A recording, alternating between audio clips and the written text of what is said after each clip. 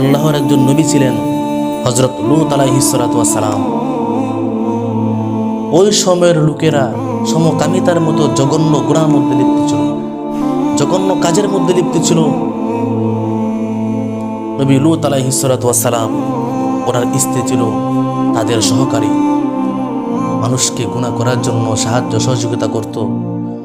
আল্লাহ রাব্বুল আলামিন আযাবের ফেরেশতার মাধ্যমে নবী লূত আলাইহিস সালাতু ওয়াস সালামকে জানালো, তোমার কওমের উপর ভয়ঙ্কর আযাব আসতে যাচ্ছে, তুমি তোমার পরিবারকে নিয়ে এখান থেকে চলে যাও, গ্রাম ছেড়ে চলে যাও।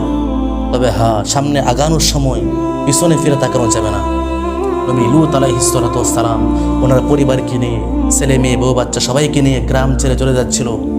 কিন্তু ওনার স্ত্রীর দিলের মধ্যে ওনার কওমের লোকেদের জন্য চটপট করছিল। আল্লাহ রাব্বুল আলামিনের হুকুম ছিল পিছনে ফিরে তাকানো যাবে না।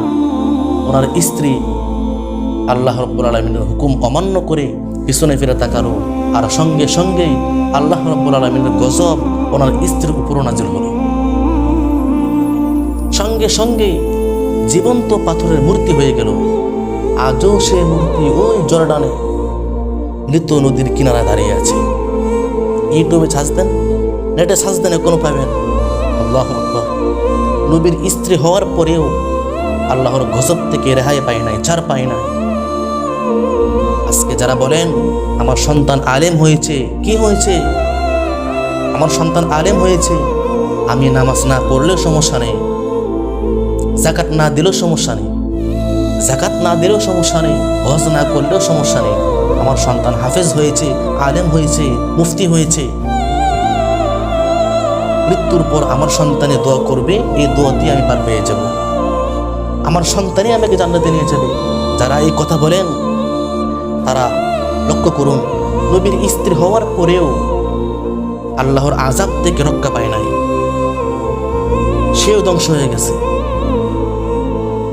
এই জন্য নিজের আমল নিজেকেই করতে হবে, আমার আমল আমাকে করতে হবে, আমার নামাজ আমাকে করতে হবে, আমার নামাজ আমাকে আদায় করতে হবে, আমার যাকাত আমাকে দিতে হবে। মৃত্যুর পর আমার কবরের মধ্যে আমার ছেলে আসবে না, আমার মেয়ে আসবে না, আমার কবরে আমাকে যেতে হবে, একা যেতে হবে, একা থাকতে হবে, আমাকে থাকতে হবে, একা থাকতে হবে। এই জন্য মুসলমান ভাইরা আমার, এই জন্য বলি মুসলমান বাবাজিরা, ভাইরা, সবাই আল্লাহর দিকে আসুন, একটু আল্লাহর দিকে দিলটা নরম করুন।